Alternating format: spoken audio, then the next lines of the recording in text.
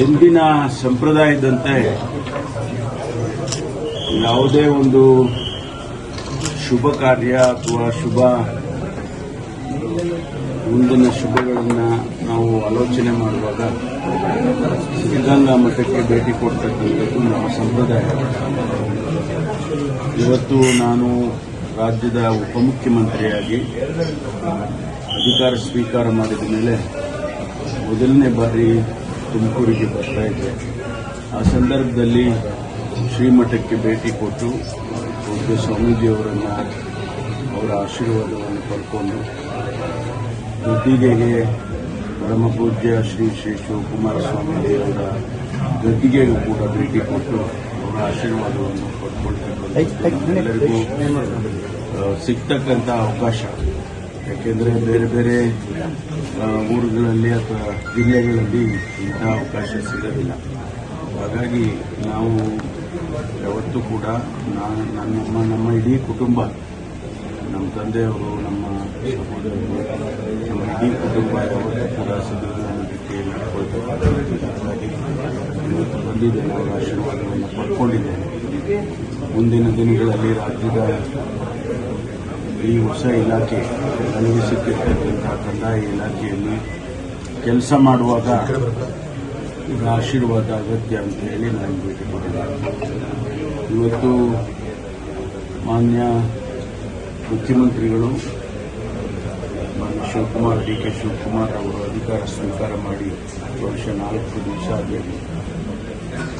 ಅನೇಕ ಭರವಸೆಗಳ ಮಾತುಗಳನ್ನು ಕೂಡ ಅವರದೇ ಆದಂಥ ರೀತಿಯಲ್ಲಿ ಅನುಷ್ಠಾನ ಮಾಡೋದಕ್ಕೆ ಅವರು ಈಗಾಗಲೇ ಒಂದು ನೀಲಿ ನಕ್ಷೆಯನ್ನು ಮಾಡಿಕೊಂಡಿದ್ದಾರೆ. ಆ ಹಿನ್ನೆಲೆಯಲ್ಲಿ ರಾಜ್ಯದ ಜನತೆಗೆ ಒಂದು ಒಳ್ಳೆಯ ಆಡಳಿತವನ್ನು ಕೊಡಬೇಕು ಅಂತ ಹೇಳಿ ಅವರು ಕೂಡ ಇವತ್ತು ಈಗಾಗಲೇ ಹೇಳಿಕೆಗಳನ್ನು ಕೊಟ್ಟಿದ್ದಾರೆ. ಅವರ ಜೊತೆಯಲ್ಲಿ ನಾವೆಲ್ಲರೂ ಕೂಡ ಸೇರಿ ರಾಜ್ಯದ ಅನೇಕ ಅಭಿವೃದ್ಧಿ ಕಾರ್ಯಕ್ರಮಗಳು ಇನ್ನೂ ತ್ವರಿತಗತಿಯಲ್ಲಿ ಆಗಬೇಕು.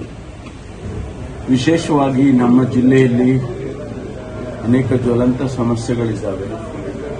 ಕುಡಿಯುವ ನೀರಿನ ಸಮಸ್ಯೆ ಮತ್ತು ನೀರಾವರಿ ಆಗ್ತಕ್ಕಂಥ ಸಮಸ್ಯೆ, ಇವೆಲ್ಲವನ್ನು ಕೂಡ ಆದಷ್ಟು ಇದ್ದಕ್ಕಂಥ ಈ ಸಮಯದಲ್ಲಿ ನಾವು ಬಗೆಹರಿಸ್ತಕ್ಕಂಥ ಪ್ರಯತ್ನವನ್ನು ನಾವು ಮಾಡ್ತೇವೆ ಅಂತ ಹೇಳಿ ಈ ಸಂದರ್ಭದಲ್ಲಿ ಹೇಳ್ತಾರೆ. ಎತ್ತಿನೊಳೆ ಇಷ್ಟುವರೆಗೆ ನಮಗೆ ನೀರು ಈ ವರ್ಷದ ಜೂನ್ ಜುಲೈನಲ್ಲಿ ನೀರು ಬರಬೇಕಿತ್ತು.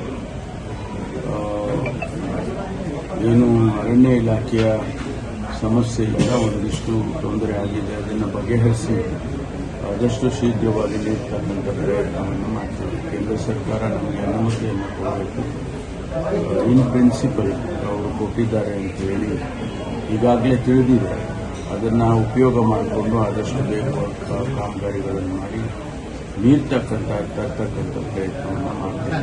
ಸರ್, ಕಂದಾಯ ಇಲಾಖೆಯಲ್ಲಿ ಏನು ವಿಷನ್ ಇದೆ ಸರ್? ಕಂದಾಯ ಇಲಾಖೆಯಲ್ಲಿ ಪ್ರತಿಯೊಬ್ಬ ಸಾಮಾನ್ಯ ರೈತರಿಗೂ ಕೂಡ ಭೂಮಿ ಬಹಳ ಮುಖ್ಯ. ಅನೇಕ ರೈತರಿಗೆ ನಮ್ಮ ರಾಜ್ಯದಲ್ಲಿ ಸುಮಾರು 97 ಲಕ್ಷ ರೈತರಿದ್ದಾರೆ, ರೈತ ಕುಟುಂಬಗಳು. ಅವೆಲ್ಲ ಅನೇಕ ಸಮಸ್ಯೆಗಳಿದ್ದಾವೆ. ಅವರ ಭೂಮಿಯ ಒಡೆತನ